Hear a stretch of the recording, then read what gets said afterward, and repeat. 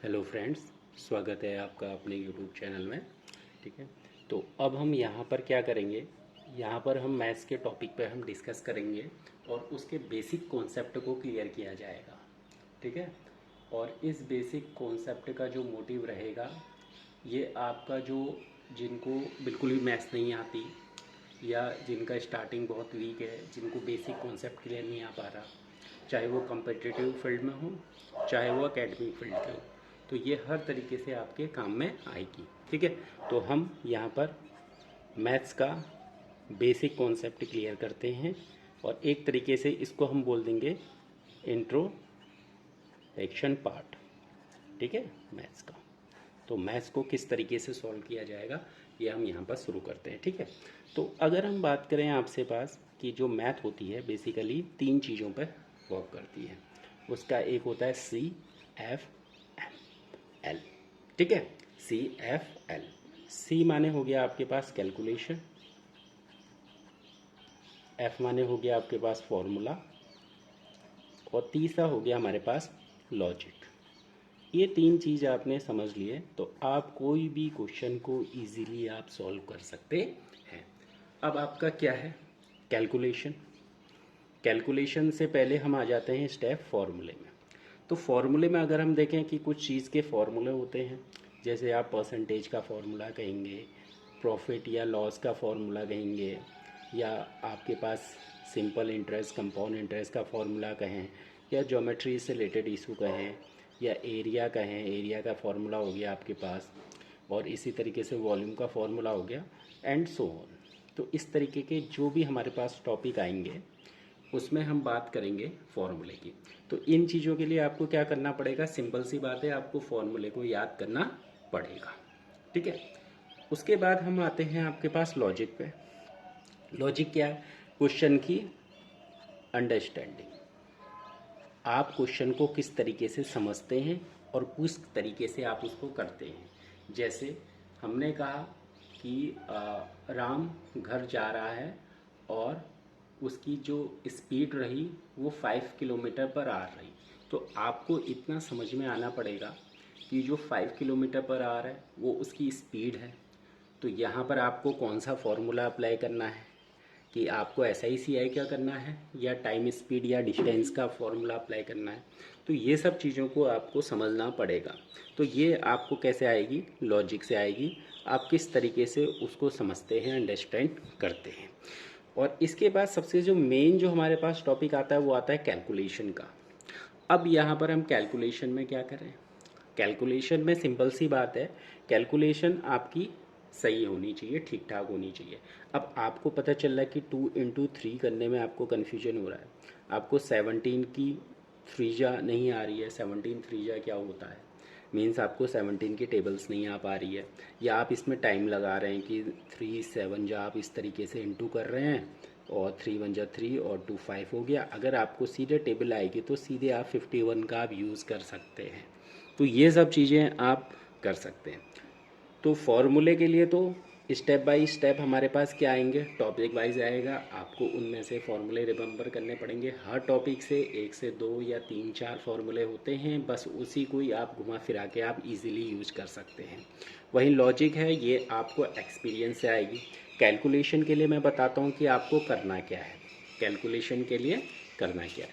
तो अगर हम बात करें कैलकुलेशन की, तो कैलकुलेशन के लिए आपको क्या करना पड़ेगा, अगर हम बात करें आपसे बात कैलकुलेशन, कैलकुलेशन को स्ट्रॉन्ग करने के लिए सबसे पहले आपको टू कोशिश करनी है कि 30 तक का आप टेबल्स याद कर लें। आपको मतलब जैसे कि अगर हम पूछें कि 17 4 जा क्या होता है, तो आपको सीधे क्लियर होना चाहिए कि 17 4 जा सर 68 होना है। आपको इसको सोचने का भी टाइम नहीं मिलना चाहिए। अगर आप इसको सोचेंगे तो उसमें टाइम वेस्ट होगा। तो सिंपल सा है कि at a time nanosecond में आपको ये चीज़ याद होनी चाहिए कि 17 4 जा 68 होता है। और क्या कहते हैं, उसी तरीके से अगर हम बात करें 18 4 जा क्या होता है, 18 4 जा क्या होता है, आप कहेंगे 72। और क्योंकि ये आपका बहुत सारा टाइम बचाता है, तो सबसे पहले आपके पास क्या था कि आपको टेबल्स याद करनी पड़ेगी। अब हम दूसरे पे आते हैं कि दूसरा क्या चीज़ हम कैलकुलेशन को इम्प्रूव करने के लिए करें। तो कैलकुलेशन को इम्प्रूव करने के लिए हम क्या कर सकते हैं, स्क्वायर्स याद कर सकते हैं। जैसे 2 to 50 तक का आप स्क्वायर याद कर लीजिए। कोशिश हो तो आप 100 तक का भी स्क्वायर याद कर सकते हैं, ये आपकी बहुत हेल्पफुल रहेगा। जैसे मैं कहूँगा 4 का स्क्वायर क्या होता है, तो 4 इंटू 4 इक्वल टू 16। जैसे मैंने कहा 9 का स्क्वायर क्या होता है, आप बोलेंगे 9 इंटू 9 इक्वल टू 81। तो ये आपके पास क्लियर होना चाहिए। जैसे 11 का स्क्वायर क्या होता है, आप बोलेंगे 11 इंटू 11 इक्वल टू 121। और इसी तरीके से 23 का स्क्वायर क्या होता है, आप बोलेंगे सर 23 इंटू 23 इक्वल टू 529। ये आपको बहुत हेल्पफुल रहेगा। ये आपको स्क्वायर भी याद करने पड़ेंगे। अब स्क्वायर याद करने के बाद हमारे पास तीसरा जो स्टेप आता है वो आता है आपके पास कौन सा, क्यूब याद करने का। अब क्यूब कोशिश करनी है कि 1 to 30 तक का आप क्यूब याद कर सकते हैं। कोशिश कर सकते हैं जितना ज़्यादा आपको याद आ जाए उतना आपके लिए बेनिफिशियल रहेगा। कैलकुलेशन बहुत इजी हो जाएगी, चाहे आप ये कंपटीशन के लिए पढ़ें या एकेडमिक के करें या लाइफ साइंस में कहीं भी यूज़ कर लें इसको। तो ये आपका बहुत इंपॉर्टेंट टर्मिनोलॉजी है। जैसे मैंने कहा कि आप ये बताओ कि 5 का क्यूब कितना होता है, ठीक है। तो आप बोलेंगे सर 5 का क्यूब होता है 125। या 7 का क्यूब कितना होता है, आप बोलेंगे 343। 11 का क्यूब कितना होता है, आप बोलेंगे 1331। इस तरीके से आपको ये चीज़ें याद करनी है। जैसे ये कैसे आपके कैलकुलेशन को ईजी बनाएगा। अब कैलकुलेशन को इजी किस तरीके से बना सकता है, ये सिंपल सी बात है।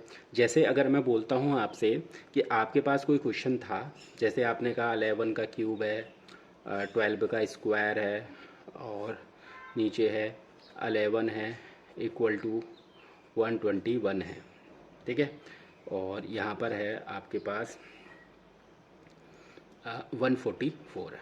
तो अगर आपको यही चीज़ नहीं आती है तो इसमें क्या लगेगा, आपको बेसिक कॉन्सेप्ट क्लियर नहीं है, आपको याद नहीं है, स्क्वायर नहीं है, क्यूब याद नहीं है, तो आपको बहुत ज़्यादा टाइम लगेगा।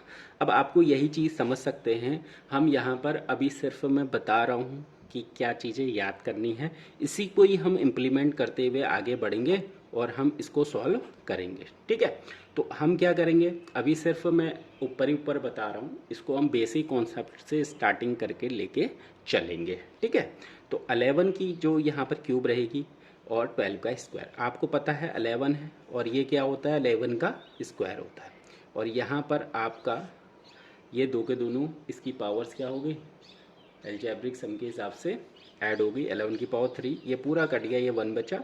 12 का स्क्वायर 144, सिंपल सा आंसर 1। नहीं तो आपको क्या करेगा, बहुत टाइम लगेगा कि आपको क्या करने पड़ेगा, 11 इंटू 11 इंटू 11, फिर आप यहाँ पर इंटू करने की कोशिश करेंगे, वो भी 11 से नहीं 1 से आप ट्राई करेंगे, 1 1 1 1। और जितनी लॉन्ग कैलकुलेशन होगी उतना ही ज़्यादा से ज़्यादा आपको टाइम लगेगा और एरर होने के चांसेस ज़्यादा होते हैं। सिंपल सा कॉन्सेप्ट है। तो ये चीज़ें आपको इजीली आप इसको सॉल्व कर सकते हैं अगर आपको बेसिक कॉन्सेप्ट पता है। तो फिर से अगर मैं रिवाइज करूं तो 3 चीज़ों पे आपको काम करना है। तो अब मेरे पास हो गया कैलकुलेशन, एफ माने फॉर्मूला और एल माने लॉजिक। तो सबसे पहले हम पार्ट्स में जो आना चाहेंगे वो है कि कैलकुलेशन। हम कोशिश करेंगे कि आपसे कि 2 से 4 वीडियो में हम इसको कंप्लीट कर लें, और अगर आप इसमें साथ देंगे तो बहुत जल्दी इजीली आपकी कैलकुलेशन इजी हो जाएगी। तो ये समझ लो कि आपका कोई भी घर होता है, घर का जो बेसमेंट है आपका, कोई भी आपके पास घर कोई भी तैयार होता है, उसका जो बेसमेंट है, तो बेसमेंट यही कैलकुलेशन होती है। उसके बाद आप इसको आगे बढ़ाना आप शुरू करेंगे और इसी यूज़ के हिसाब से आपकी मैथ बहुत स्ट्रांग हो जाएगी। सिंपल सा, डरने का नहीं है। मैथ जिसको भी नहीं आती, बिल्कुल नहीं आती, कोई दिक्कत की बात नहीं है। किसने कैसा पढ़ा, पहले क्या पढ़ा, कोई डाउट की बात नहीं है। यहाँ पर मैं स्टार्ट करूँगा क्लास 5th से।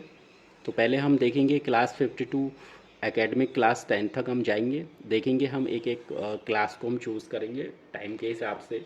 जब मुझे टाइम मिलेगा उस हिसाब से हम क्या करेंगे, वीडियो बना के डालेंगे। और वहीं अगर कोई इंटरेस्ट रहेगा तो हम कम्पिटिटिव मैथ्स की भी हम प्रिपरेशन करवा सकते हैं, उसका एक सेपरेट वीडियो बनाएंगे। जैसे एसएससी है, बैंक है, या रेलवे है या स्टेट लेवल का है, तो वो चीज़ का हम स्टार्ट करेंगे। तो पहले जो हमारा मेन फोकस रहेगा एनसीईआरटी पे।